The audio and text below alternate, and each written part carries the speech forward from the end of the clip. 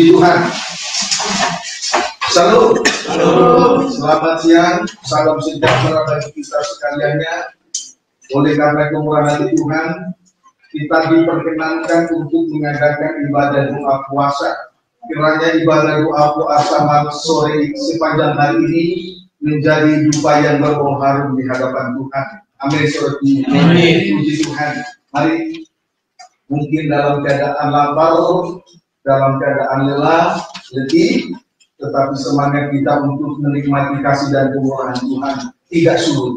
Mari kita berdoa bersama-sama untuk menikmati pembukaan firman Tuhan. Haleluya. Puji Tuhan. Haleluya. Baik. Kita memperhatikan Kolose pasal yang ketiga, ayat yang keempat. Kolose pasal yang ketiga, ayat yang keempat. Tiba pemberitaan firman Tuhan pada sesi yang kedua dalam ibadah doa puasa, kita memperhatikan Kolose pasal yang ketiga, ayat yang keempat. Silakan. Dengan firman Tuhan, ya. Apabila Kristus yang adalah hidup kita menyatakan diri kelak, kamu pun akan menyatakan hidup. Puji Tuhan. Perhatikan kalimat pada ayat 4 ini, yaitu apabila Kristus yang adalah hidup kita. Apabila Kristus yang adalah hidup kita. Singkatnya, Kristus adalah hidup kita. Amin, saudara. Singkatnya, Kristus adalah hidup kita. Puji Tuhan, bukan yang lain-lain. Bukan yang lain-lain. Jadi Kristus adalah hidup kita.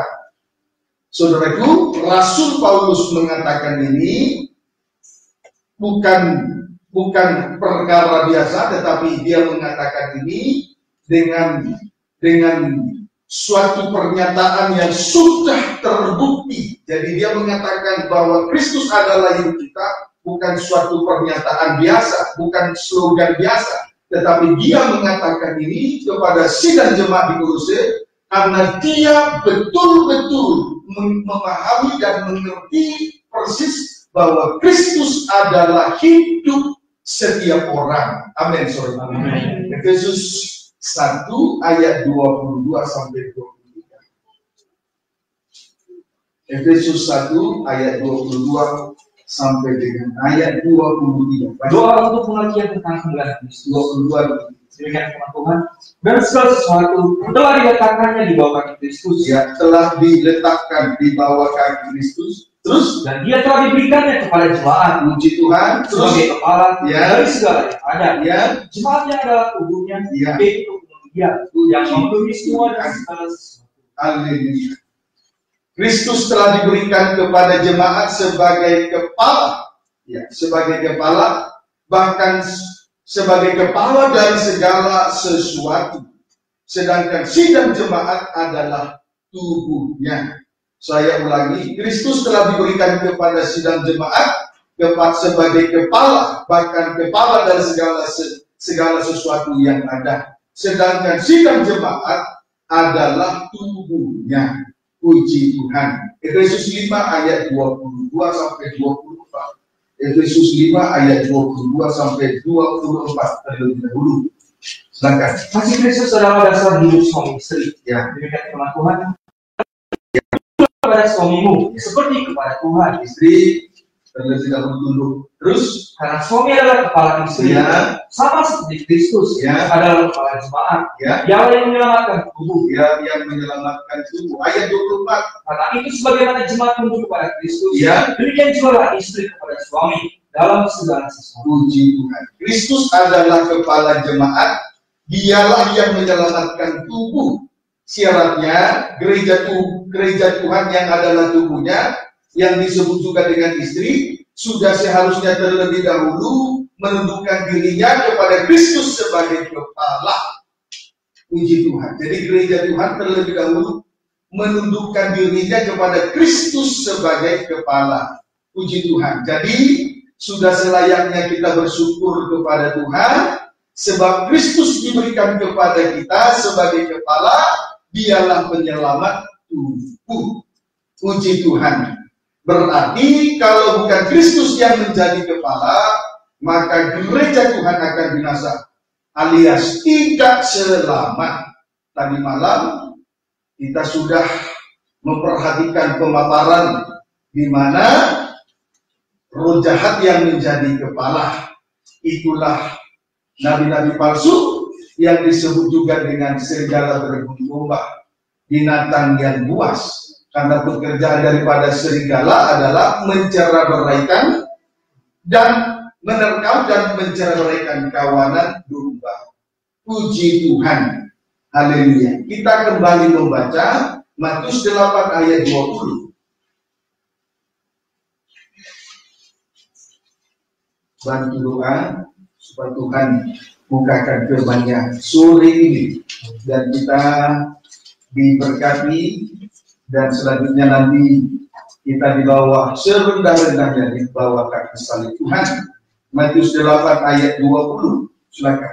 Hal mengikuti Yesus. Ya. Demikian firman Tuhan. Ya. Yesus berkata kepadanya, Ya. serigala mempunyai liang, Serigala mempunyai liang, dan burung mempunyai sarang. burung mempunyai sarang. Terus Tetapi anak manusia tidak mempunyai tempat untuk meletakkan kepalanya. puji Tuhan. Kalau tubuh tidak menempatkan Kristus sebagai kepala, maka tubuh menjadi liangnya serigala dan sarangnya burung. Artinya yang menjadi kepala adalah roh jahat dan roh najis. Serigala adalah gambaran dari roh jahat, sedangkan burung adalah gambaran dari roh najis. Puji Tuhan. Kita masih melihat tentang serigala. Puji Tuhan, apabila menjadi kepala atas tubuh, itu sangat mengerikan. Tetapi kita masih melihat tentang serigala di dalam Yohanes 10 ayat 12. Di dalam Injil Yohanes pasal 10 ayat 12. Silakan. Gembala yang baik, Ya. demikian firman Tuhan. Ya. Sedangkan seorang upahan yang bukan gembala, Ya. yang bukan pemilik domba-domba itu sendiri, ketika melihat serigala datang, Ya. meninggalkan domba-domba itu, Ya. lalu lari, sehingga serigala itu menerkam dan mencerai-beraikan domba-domba. Ya. Pekerjaan dari serigala adalah menerkam dan mencerai-beraikan domba-domba. Dan serigala disebut juga dengan binatang buas. Itu menuju kepada guru-guru atau nabi-nabi palsu. Jadi kalau yang menjadi kepala adalah guru-guru atau nabi-nabi palsu, maka gereja Tuhan akan mengalami kebinasaan. Dengan kata lain, tidak selamat. Puji Tuhan. Sebab itu, sebagai jalan keluarnya, mari kita memeriksa Kidung Agung pasal yang kedua.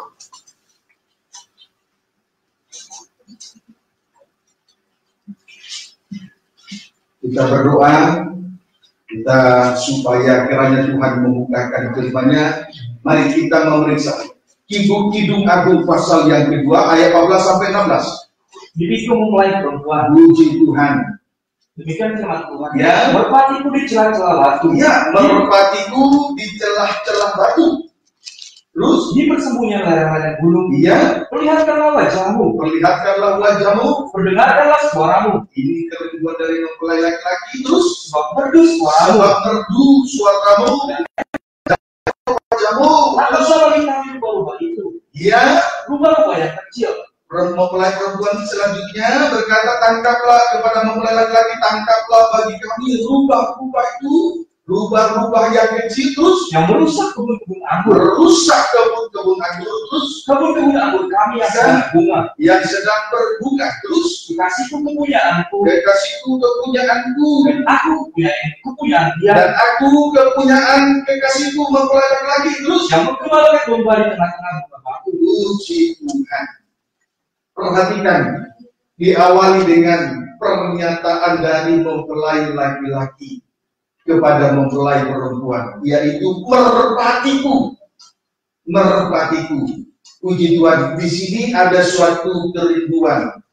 Saudaraku, sebelum saya menyampaikan tentang merpatiku, di sini kita melihat dari pembacaan ayat 14 sampai 16 ini, di sini kita melihat bahwa kerinduan daripada mempelai perempuan kepada mempelai laki-laki, yaitu tangkaplah bagi kami rubah-rubah itu, rubah-rubah yang kecil yang merusak kebun-kebun anggur. Ini kerinduan daripada mempelai perempuan kepada mempelai laki-laki. Rubah-rubah itu adalah anjing hutan, atau disebut juga dengan serigala. Nah, ini pekerjaan dari serigala, merusak kebun-kebun anggur. Haleluya, merusak kebun-kebun anggur. Lewat ibadah, doa, puasa, sampai pada sesi kedua ini, kita berada di kebun anggurnya Tuhan.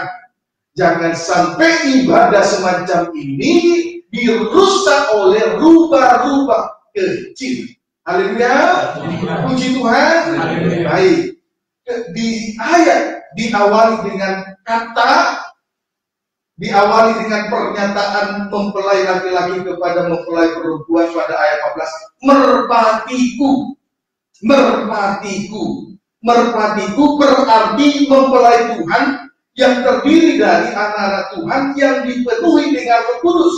Sebab Roh Kudus digambarkan sebagai merpati. Haleluya, puji Tuhan.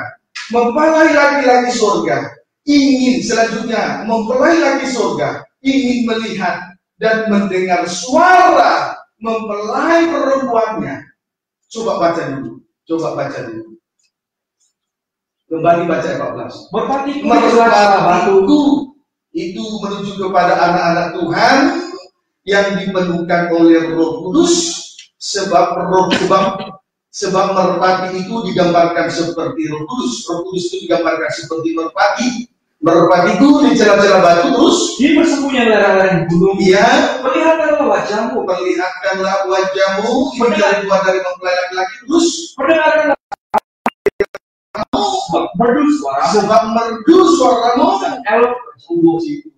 Di sini kita memperhatikan bahwa mempelai laki-laki surga ingin melihat dan mendengar suara dari mempelai perempuannya. Artinya Tuhan sangat mendambakan penyembahan yang besar dan murni dari mempelainya, dari mempelai wanita Tuhan. Tuhan ingin melihat, Tuhan ingin mendengar, bahkan Tuhan sangat mendambakan doa penyembahan yang besar dan murni dari mempelai wanitanya. Haleluya. Lewat doa puasa kita akan membawa hidup kita masing-masing pribadi lepas pribadi tersungkur di kaki salib Tuhan, sujud menyembah kepada Dia. Sebab Dialah Allah sesembahan kita, Allah yang hidup, Allah Abraham, Ishak, Yakub, Allah Israel, Allah yang berkuasa, Tuhan dan Juru Selamat yang berdaulat atas seluruh kehidupan kita pribadi lepas pribadi. Haleluya. Intinya Tuhan mendambakan doa penyembahan dari mempelai wanitanya. Puji Tuhan. Saudaraku, doa penyembahan yang besar dan murni itu menuju kepada misbah dupa emas. Itu menuju kepada misbah dupa emas sebagaimana di dalam Wahyu pasal 11 ayat 1 sampai dengan, lihat, boleh dibaca Wahyu 11 ayat 1 sampai dengan ayat yang kedua. Tadi sudah disinggung, kemudian kembali disinggung. Wahyu 11 ayat 1 sampai ayat yang kedua. Silakan. Dua saksi Allah. Ya, demikian firman Tuhan. Ya. Kemudian diberikanlah kepada sebatang bulu. Ya. Seperti tongkat pengukur rupanya. Ya, seperti tongkat pengukur. Terus dengan kata-kata yang berikut. Ya. Bangunlah dan ukurlah bait suci Allah. Ukurlah bait suci Allah. Dan mesbah. Dan mereka yang beribadah di dalamnya. Puji Tuhan. Yang masuk dalam ukuran Tuhan ialah bait suci Allah. Itu menuju kepada kehidupan anak Tuhan yang suci. Kemudian mesbah, puji Tuhan, itu menuju kepada ibadah. Kemudian mereka yang beribadah di dalamnya, itu menuju kepada dupa. Jadi mesbah dupa emas. Amin. Inilah yang diukur oleh Tuhan. Mesbah dupa emas. Haleluya, puji Tuhan. Haleluya. Sedangkan mereka yang tidak masuk dalam penyembahan yang besar, tidak masuk dalam golongan mempelai perempuan Tuhan. Dan akhirnya, coba kita lihat akhir hidup mereka, ayat 2. Tetapi kecualikan pelataran bait suci yang di sebelah luar, yang tidak masuk dalam doa penyembahan yang besar dan putih, saudaraku, tidak masuk dalam golongan mempelai perempuan. Lalu ayat yang kedua, janganlah kamu, tetapi kecualikan pelataran bait suci yang di sebelah luar, janganlah kamu punya. Terus, karena ia telah diberikan kepada bangsa-bangsa lain, dan mereka akan menginjak-injak kota suci 40 bulan. Saudaraku, yang tidak masuk dalam golongan mempelai perempuan Tuhan akan masuk dalam aniaya besar, akan masuk dalam aniaya besar, diinjak-injak selama 3 tahun setengah. Kiranya dapat dipahami dengan baik. Puji Tuhan, haleluya. Biarlah kehidupan kita ini Tuhan betul-betul mendambakan doa penyembahan yang besar dan murni dari mempelai wanitanya. Haleluya. Puji Tuhan. Haleluya. Sedangkan nanti mempelai perempuan Tuhan akan dipelihara dan dibawa ke padang belantara. Dan di sana mempelai perempuan itu akan dipelihara oleh Tuhan. Bolehlah dulu kita melihat kehidupan daripada misbah dupa besar dan murni, itulah mempelai wanita Tuhan. Sudah itu dipelihara oleh Tuhan di padang belantara. Sedangkan yang tidak masuk dalam golongan penyembahan, tidak, itu bukanlah mempelai perempuan Tuhan, masuk dalam aniaya besar. Wahyu 12 ayat yang ke-6, silakan. Wahyu 12 ayat yang ke-6.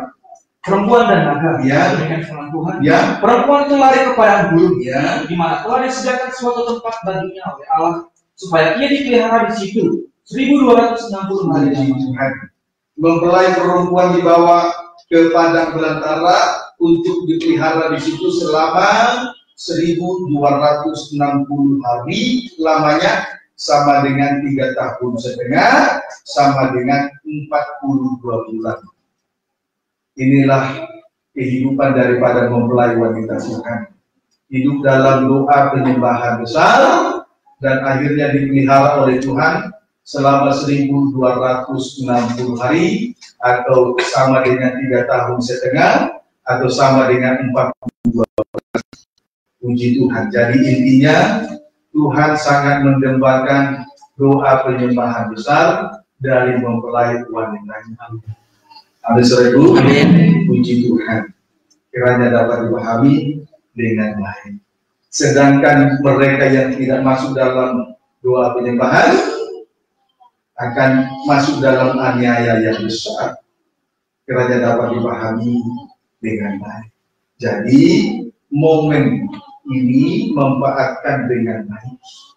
Jangan datang kita tetapi hanya membawa tubuh, hati kita jauh dari doa penyembahan yang besar dan murni, tidak ada artinya. Ibadah Taurat tidak mengandung janji.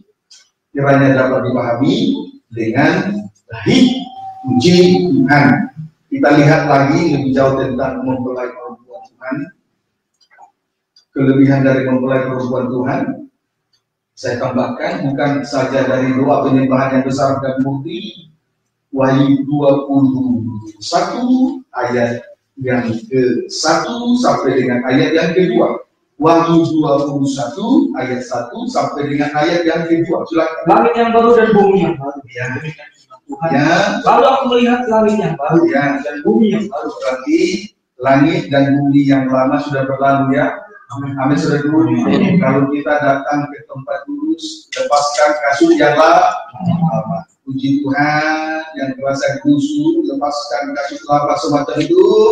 Kita tenang seperti Maria, nanti kita dibawa dalam doa penyembahan yang besar dan murni. Terus, sebab langit yang pertama dan bumi yang pertama, ya, telah berlalu, harus berlalu supaya terlihat langit bumi yang baru. Terus, dan laut pun tidak ada lagi. Tidak ada lagi di situ perkara lahiriah.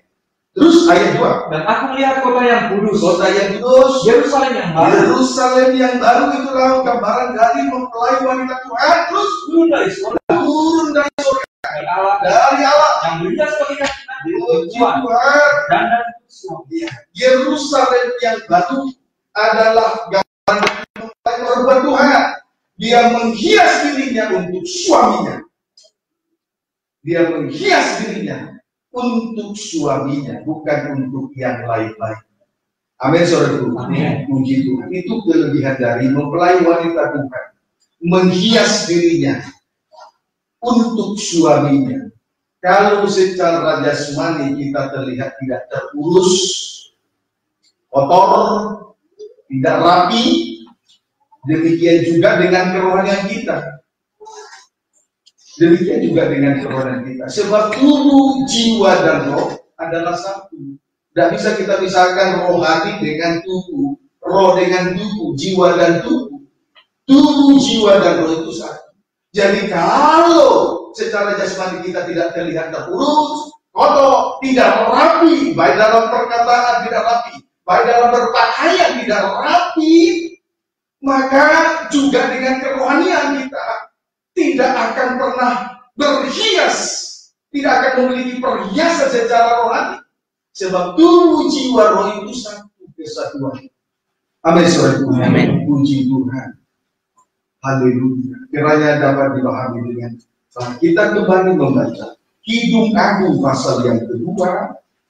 Kidung Agung pasal yang kedua ayat yang ke-14.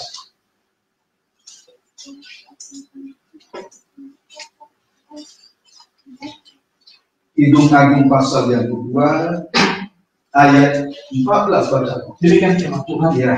Merpati pun di celah-celah batu. Itulah tadi pengakuan dari mempelai laki-laki kepada mempelai perempuan, merpati. Terus Di persembunyian lereng di celah-celah batu, di persembunyian lereng-lereng gunung. Terima kasih, puji Tuhan. Perhatikan selanjutnya celah-celah batu. Celah-celah batu itu menunjuk luka-luka Tuhan. Celah-celah batu itu menunjuk luka-luka Tuhan. Memang dia adalah batu. Saudaraku, memang dia adalah gunung batu bagi kita. Saudaraku, ketika Yesus mati di kayu salib, pada tubuhnya terdapat luka-luka. Pada tubuhnya terdapat luka-luka, yaitu celah-celah. Jadi kita harus memang bersembunyi di celah-celah itu. Artinya luka-luka Kristus atau korban Kristus harus menjadi dasar dari penyembahan kita kepada Tuhan Yesus Kristus, Kepala Gereja, mempelai pria surga. Itu yang menjadi dasar dari doa penyembahan kita. Luka-luka Kristus. Itulah celah-celah gunung batu. Amin, saudaraku. Mari lebih jauh kita perhatikan Filipi pasal yang kedua. Puji Tuhan, sebab itu tak lama lepaskan belajar untuk menghargai korban Kristus. Itu dasar kita nanti menyembah kepada Tuhan. Filipi pasal yang kedua, Filipi pasal yang kedua ayat 8 sampai ayat 11 baca. Demikian firman Tuhan. Ya. Dan dalam keadaan sebagai manusia. Dalam keadaan sebagai manusia, Ia telah merendahkan dirinya. Amin, saudaraku. Ayo belajar kita merendahkan diri di dalam melayani pekerjaan Tuhan sekecil apapun. Saling merendahkan diri di bawah tangan Tuhan. Ibadah doa puasa ini, kita menjalankan ibadah doa puasa ini sama seperti berada di bawah dua tangan Tuhan yang kuat terus. Dan taat sampai mati. Taat sampai mati. Bahkan sampai mati di kayu salib. Bahkan sampai mati di kayu salib terus. Itulah sebabnya syarat pendidikan dia. Dan menaruhkan kepadanya nama di atas segala nama. Terus ayat 10. Supaya dalam nama Yesus. Bertekuk lutut. Segala yang ada di langit. Segala yang ada di langit. Dan yang ada di atas bumi. Dan yang ada di bawah bumi. Dan segala lidah mengaku. Yesus Kristus adalah Tuhan. Ya. Kami boleh tahu. Puji Tuhan. Saudaraku, dari ayat 10 sampai ayat 11 ini, itu berbicara tentang doa penyembahan yang besar dan murni, didasari dari korban Kristus pada ayat 8. Amin, saudaraku. Didasari dari korban Kristus ayat 8. Puji Tuhan. Itu dasar kita datang malam sore ini. Itu dasar kita menyembah lewat doa puasa sore ini. Maka suatu kerugian kalau kita tidak memanfaatkan kesempatan ini dengan baik.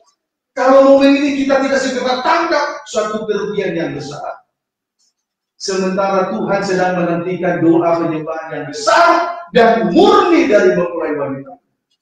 Perdengarkanlah suaramu, perlihatkan wajahmu, perdengarkanlah suaramu. Suaramu sangat merdu sekali.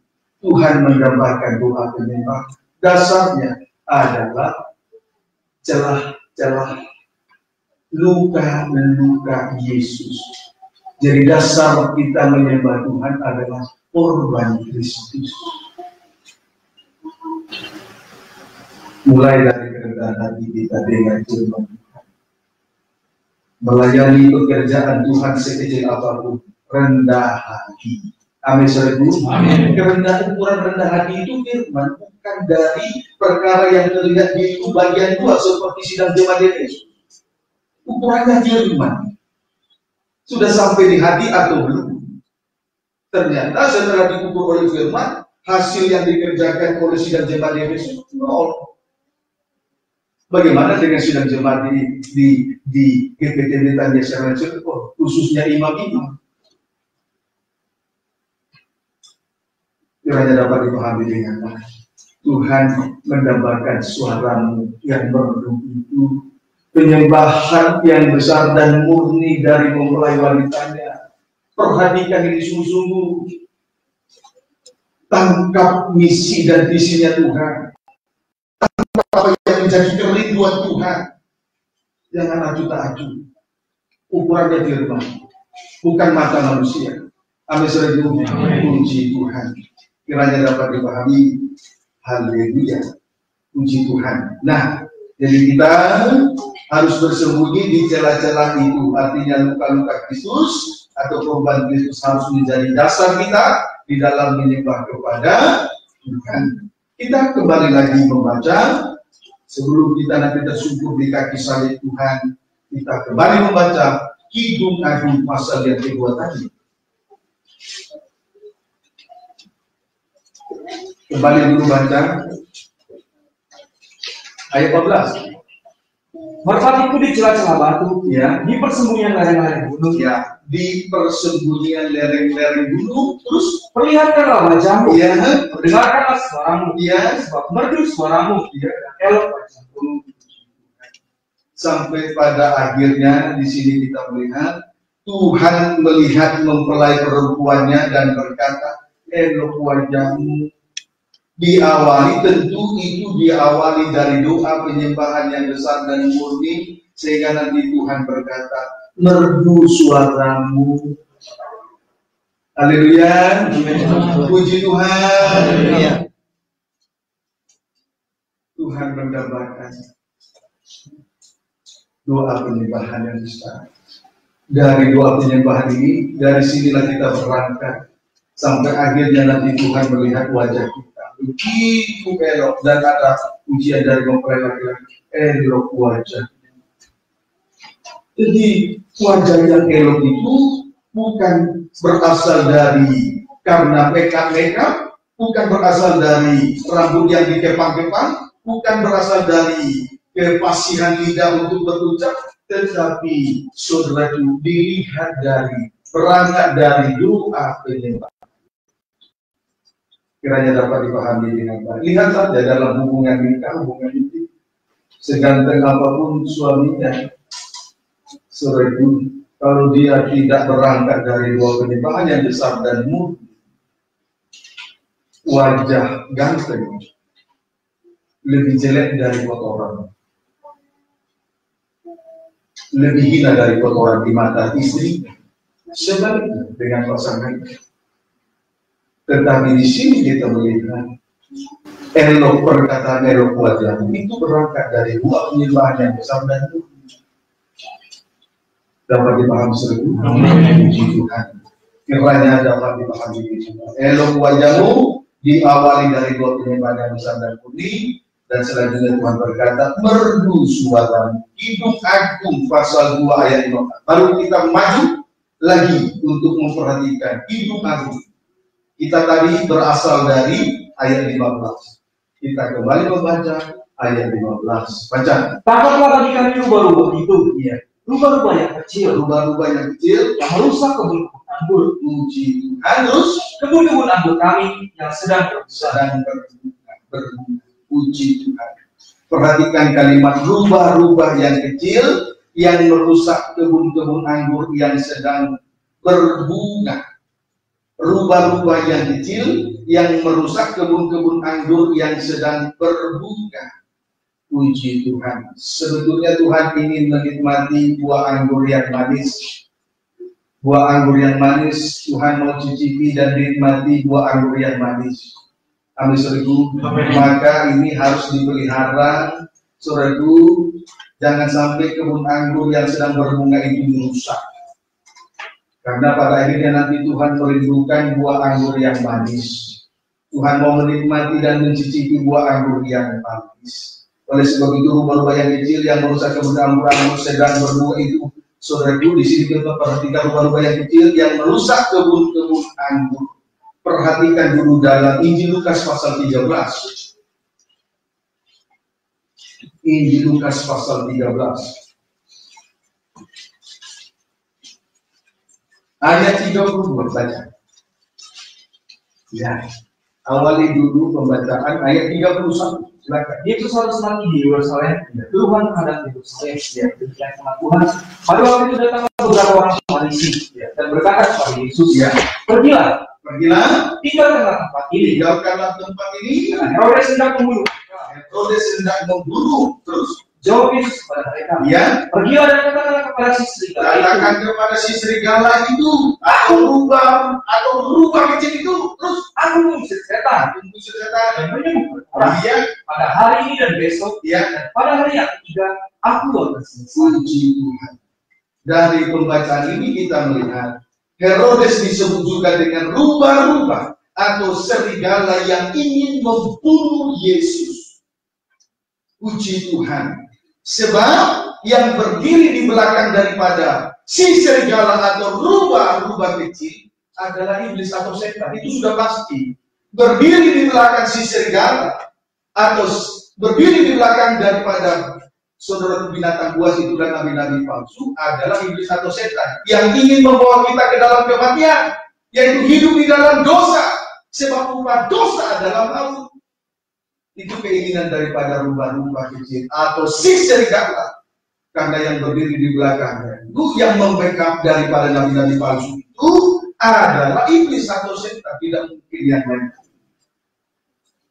Supaya kehidupan daripada mempelai Tuhan itu binasa karena dosa. Kiranya dapat dipahami dengan baik. Puji Tuhan. Tadi saudaraku, saya membaca dari Kamus Besar Bahasa Indonesia bahwa rubah-rubah kecil ini suka makan daging, suka makan ikan. Selain itu, rubah-rubah kecil juga suka menggali lubang-lubang di bawah tanah sehingga menggigit-gigit akar pohon. Menggigit-gigit akar pohon itu yang saya baca. Puji Tuhan. Mari kita lihat Ibrani pasal 12. Ibrani pasal 12. Puji Tuhan. Ibrani pasal 12 ayat 1 baca. Nasihat supaya bertekun dalam iman. Demikian sama Tuhan. Puji Tuhan. Kita berdoa terus, Tuhan ceritakan terus rahasianya. Terus karena kita mempunyai banyak saksi. Terus bagaikan awan yang mengelilingi kita. Bagaikan awan yang mengelilingi kita. Jadi dosa-dosa kecil itu pun disaksikan oleh saksi-saksi. Yang pertama, hati nurani itu sudah pasti. Yang kedua, Tuhan Yesus. Yang pertama, Tuhan Yesus.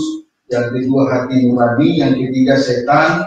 Yang keempat, orang-orang yang di sekitar kita itu sudah pasti dunia. Terus, marilah kita menanggalkan semua beban. Sebab itu mari kita menanggalkan semua beban. Terus, dan dosa yang begitu merintangi kita. Sebetulnya ini beban dan dosa ini sebetulnya dosa-dosa kecil. Tetapi bisa merintangi perjalanan rohani kita atau pertumbuhan rohani kita. Terus dan berlomba dengan tekun dalam perlombaan yang diwajibkan dalam jiwa. Jadi Dosa-dosa, inilah dosa-dosa kecil. Perhatikan di sini, saudaraku, menanggalkan semua beban dan dosa yang begitu merintangi kita. Inilah dosa-dosa kecil. Tetapi yang sebenarnya juga mempunyai akar yang sangat dalam. Dosa-dosa kecil tetapi mempunyai akar yang sangat dalam. Saya kasih contoh, dosa kecil, beban kecil, tapi mempunyai akar yang sangat dalam. Saudaraku, menggoda lawan jenis, atau dengan bahasa yang sering, istilah lain yang sering saya gunakan, istilah rohani yang sering saya gunakan, nyanyian berbalas-balasan. Puji Tuhan, waktu Musa dan Yosua turun dari gunung, pertama-tama Yosua berkata kepada Musa, dari perkemahan orang Israel saya mendengar nyanyian orang berbalas-balasan. Oh, dari perkemahan orang Israel saya mendengar bunyi peperangan terdengar. Musa yang punya pengalaman segudang mengajari anak muridnya Yosua, bukan bunyi peperangan yang saya dengar, melainkan bunyi orang bernyanyi berbalas-balasan. Apa bunyi orang bernyanyi berbalas-balasan? Tidak menang, tidak kalah. Sementara kita di dalam Tuhan, terkhusus orang-orang yang melayani Tuhan seperti peperangan rohani. Berarti di dalam peperangan rohani. Tetapi kalau kita berperang bersama dengan Tuhan, pastinya kita menang. Tetapi yang didengar oleh Musa adalah bunyi nyanyian berbalas-balasan. Tidak ada yang menang, tidak ada yang kalah. Jadi menggoda itu sama seperti menggoda dan digoda itu sama dengan nyanyian berbalas-balasan. Tidak menang, tidak kalah. Harusnya musuh itu segera dikalahkan. Itu dosa kecil. Kalau ini dibiarkan di dalam hati, pikiran, dan perasaan, dan menjadi watak dan tabiat, tidak tertutup kemungkinan ini menjadi dosa besar, jatuh dalam dosa besar, yaitu dosa perzinahan dan persudahan. Dapat dipahami saudara? Haleluya. Kiranya dapat dipahami. Jadi yang melatar belakangi nyanyian berbalas-balasan itu sudah pasti dosa perzinahan dan persudahan. Memang beban ini tidak begitu besar, dosa-dosa itu kecil, tapi akarnya sangat dalam sekali. Sebab itu tidak boleh bermain-main, menggoda lawan jenis lewat nyanyian berbalas-balasan. Karena akarnya itu sangat dalam sekali. Dapat dipahami saudara? Amin. Puji Tuhan. Haleluya. Berarti bermain-main dengan kenajisan lewat kata-kata dan pancaran mata. Kalau hal ini dibiarkan, dosa-dosa kecil ini dibiarkan bercokol dalam angan-angan dan di dalam pikiran, makin lama akan semakin jatuh di dalam dosa yang besar. Itulah perzinahan dan persudahan yang sangat dibenci oleh Tuhan. Haleluya. Puji Tuhan. Haleluya. Kiranya dapat dipahami. Mari Matius pasal yang ini.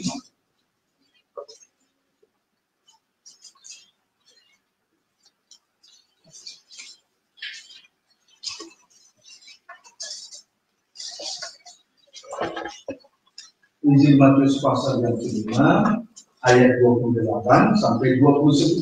Perhatikan baik-baik. Demikian firman Tuhan. Ya. Tetapi aku berkata kepadamu,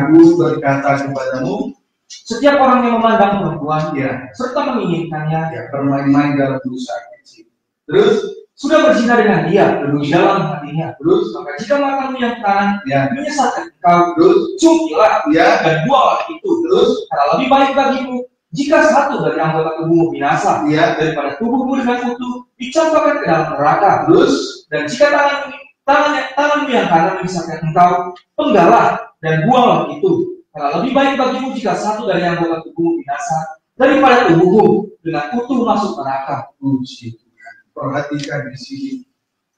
Tuhan berkata, Setiap orang yang memandang perempuan serta menginginkannya, ini kan dosa kecil, tapi akarnya sangat dalam. Puji Tuhan, sudah berzina dengan dia di dalam hatinya. Selanjutnya Tuhan berkata, jika matamu yang kanan menyesatkan engkau, cungkillah dan buanglah itu. Kemudian jika tanganmu yang kanan menyesatkan engkau, penggalah dan buanglah itu. Artinya jangan kita bermain-main dalam dosa kecil, karena akarnya itu sangat dalam sekali. Memandang wanita dan menginginkan dalam hati itu dosa, sudah berzina di dalam hati. Sebab itu Tuhan berkata, jika matamu yang kanan menyesatkan engkau, cungkillah dan buanglah itu.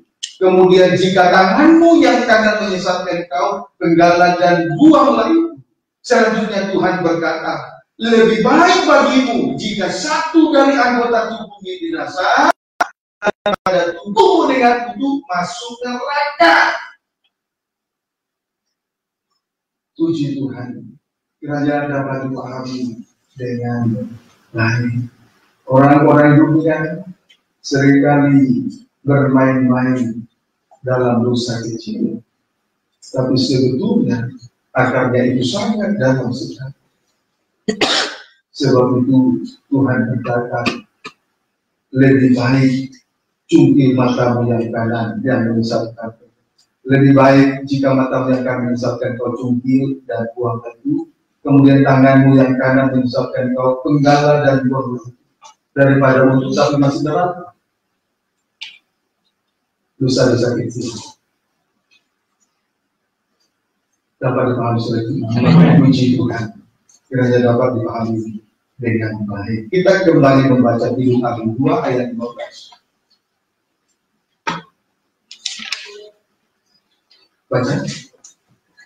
Tangkaplah bagi kami rumah itu. Iya. Barulah selanjutnya di sini mempelai perempuan berkata kepada mempelai laki-laki, tangkaplah bagi kami rubah-rubah itu. Tangkaplah bagi kami rubah-rubah itu. Dalam hal ini bukan berarti Tuhan yang harus melakukannya, tetapi dari diri sendiri harus ada usaha dan kemauan untuk melakukan kehendak Tuhan. Amin, saudaraku. Haleluya. Puji Tuhan. Tadi penggalah tangan kananmu, kalau matamu menyesatkan, cungkil. Kalau tangan kananmu menyesatkan, pegang. Puji Tuhan. Lalu kedua dari mana mempelai perempuan kepada mempelai laki-laki, tangkaplah bagi kami rubah-rubah itu. Dalam hal ini bukan berarti Tuhan yang harus melakukannya, tetapi dari diri sendiri harus ada usaha, harus ada kemauan untuk melakukan kehendak Tuhan. Amin, saudaraku. Haleluya. Puji Tuhan. Harus ada kemauan, harus ada kerelaan, harus ada kesadaran untuk mau melakukannya. Kalau mata kanan tadi menyesatkan cungkil, kalau tangan kanan menyesatkan pegang, nanti harus ada kemauan dari diri sendiri, harus ada usaha, kemauan untuk melakukan kehendak Tuhan. Haleluya. Puji Tuhan. Jadi itu coba baca kembali Matius pasal 5 itu ya. Bolak-balik tidak apa-apa. Coba baca Matius 5 29 sampai 30. Maka jika matamu yang kanan menyesatkan engkau, ya, cungkilah dan buanglah itu. Ya. Karena lebih baik bagimu jika satu dari anggota tubuhmu binasa, ya, daripada tubuhmu dengan itu dicampakkan ke dalam neraka. Dan jika tanganmu yang kanan menyesatkan engkau, ya, penggalah dan buanglah itu. Ya. Karena lebih baik bagimu jika satu dari anggota tubuhmu binasa, daripada tubuhmu dengan itu masuk neraka. Ya, Tuhan berkata, jika matamu yang kanan menyesatkan engkau, cungkilah dan buanglah itu. Kemudian jika tanganmu yang kanan menyesatkan engkau, penggalah dan buanglah itu. Artinya kita harus berusaha untuk melakukannya sendiri. Amin, saudaraku. Kita harus datang di kaki salib sebentar, di kaki salib Tuhan, dan mengaku dengan jujur segala kejahatan, mengaku dengan jujur segala dosa kenajisan yang kita perbuat, karena kita memang telah bersalah kepada Tuhan. Amin, saudaraku. Puji Tuhan. Haleluya. Kita harus datang dengan mengaku dengan jujur Sebentar kita akan datang di kaki salib Tuhan. Dan mengakui semua kesalahan yang kita perbuat. Karena kita memang berdosa kepada Tuhan.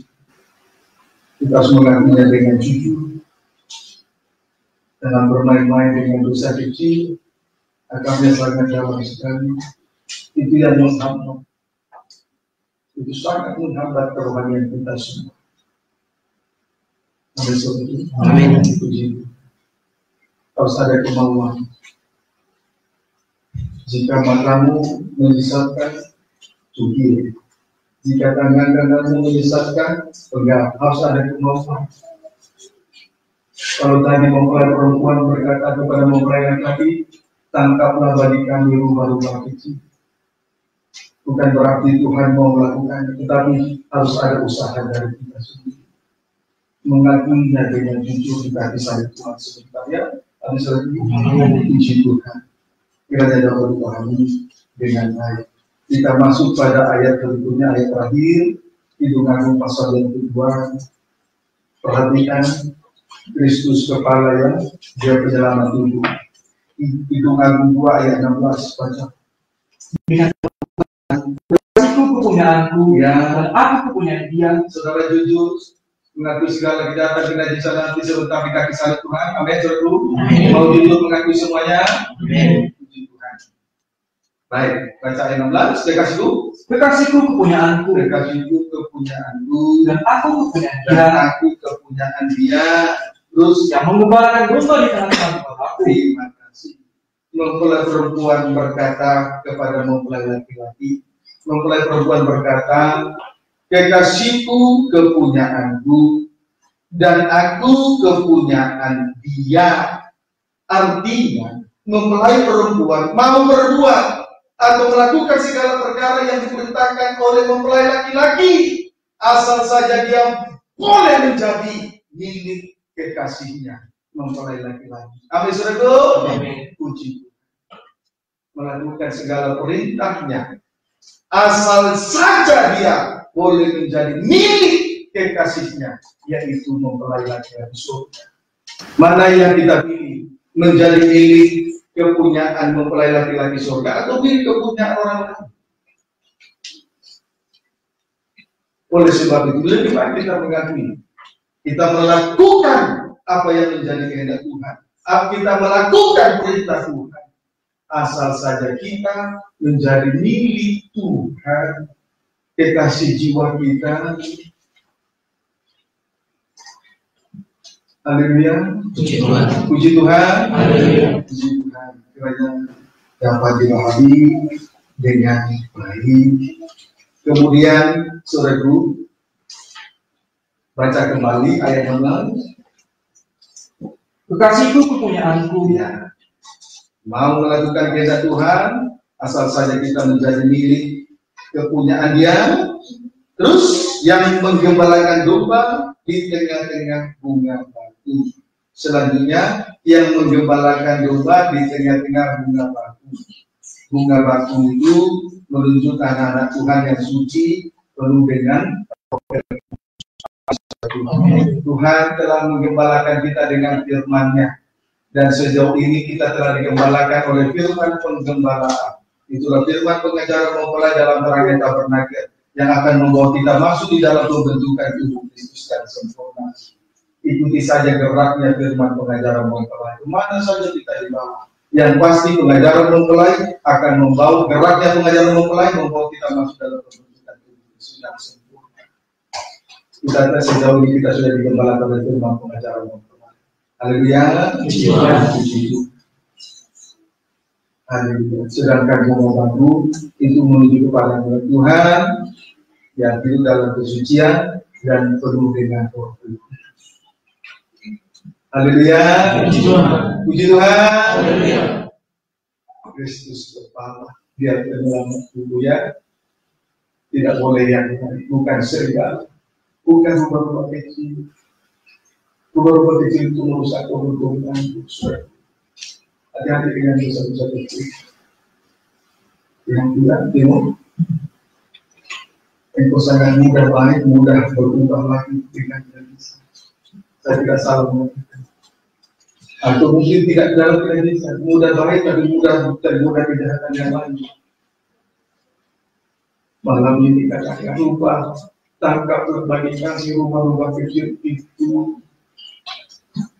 Itu bukan berarti Tuhan yang mau melakukan, tapi kita mau mengakui dengan itu.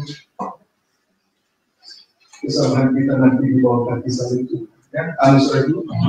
Jangan lagi bermain-main dengan dosa kecil, karena akarnya sangat dalam sekali. Itu sangat merintangi beban dosa kecil itu merintangi keuangan kita masing-masing. Kiranya dapat dipahami dengan baik. Mana yang terpenting menjadi milik kekasih jiwa atau milik yang lain.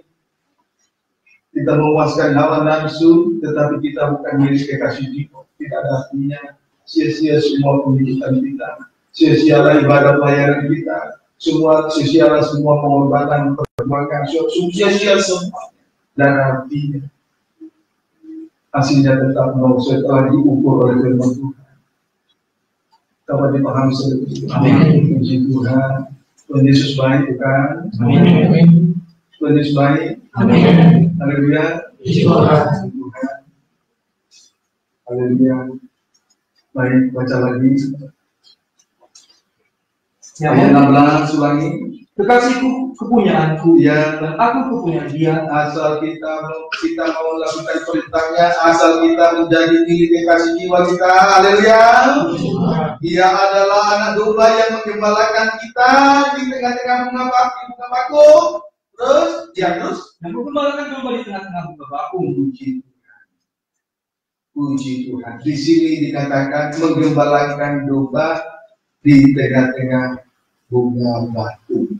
Tadi bunga batu itu menunjukkan kepada kehidupan anak Tuhan yang suci, digembalakan oleh firman Allah dan penuh dengan Roh Kudus.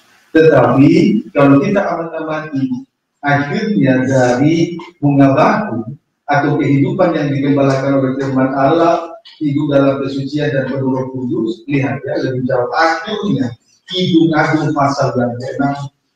Ayo diperhatikan sungguh-sungguh. Kidung Agung pasal 6 ayat 2 sampai dengan ayat yang ketiga. Mari kita datang di kaki salib Tuhan. Akui dengan jujur ya kesalahan-kesalahan kita. Kidung Agung 2 ayat 2, Kidung Agung 6 ayat 2 sampai 3 baca. Ya. Kekasihku telah turun ke kebunnya. Di bedeng rempah-rempah itu dalam penyembahan terus untuk menggembalakan domba dalam menggembalakan mereka yang hidup dalam doa penyembahan terus dan selanjutnya akan memetik bunga batu. Terus aku kepunyaan kekasihku diulangi kembali dari Kidung Agung 2 ayat 6. Terus dan kepunyaanku kekasihku yang menggembalakan domba di tengah-tengah aku. Puji Tuhan. Haleluya. Baca ayat 2 lagi. Baca ayat 2. Kekasihku telah turun ke kebunnya, ya, ke bedeng rempah-rempah, kebun anggur, kemudian bedeng rempah-rempah, rumah Tuhan, rumah doa, terus untuk menggembalakan domba dalam kebun. Terus lihat, perhatikan selanjutnya bunga batu. Terus dan memetik bunga bakung sampai pada akhirnya. Bunga bakung dipetik, selanjutnya Tuhan dialah mempelai laki-laki akan memetik bunga bakung, mengumpulkan mempelai wanita Tuhan. Kehidupan anak-anak Tuhan yang digembalakan oleh firman Allah dan hidup dalam kesucian dan penuh dengan Roh Kudus sampai akhirnya nanti akan dipetik, dikumpulkan oleh Tuhan. Amin. Puji Tuhan. Karena dapat dipahami kan. Inilah akhir dari bunga bakung. Kehidupan yang digembalakan oleh firman Allah, hidup dalam kesucian penuh dengan Roh Kudus. Akhirnya bunga bakung dipetik, dikumpulkan oleh Tuhan mempelai laki-laki surga dan mempelai perempuan kelak bersama mempelai laki-laki surga. Haleluya. Puji Tuhan. Haleluya. Tuhan Yesus baik ya. Amin. Bunga bakung akhirnya dipetik sebagai dikumpulkan oleh Tuhan dan menjadi milik kepunyaannya. Itulah mempelai wanita Tuhan, Kristus kepala, mempelai surga, dialah penyelamat. yang sudah menggembalakan kita satu sejam. Kita digembalakan firman pengajaran mempelai dalam terang yang tak. Tuhan Yesus memberkati kita. Mari kita bawa kaki di kaki salib Tuhan.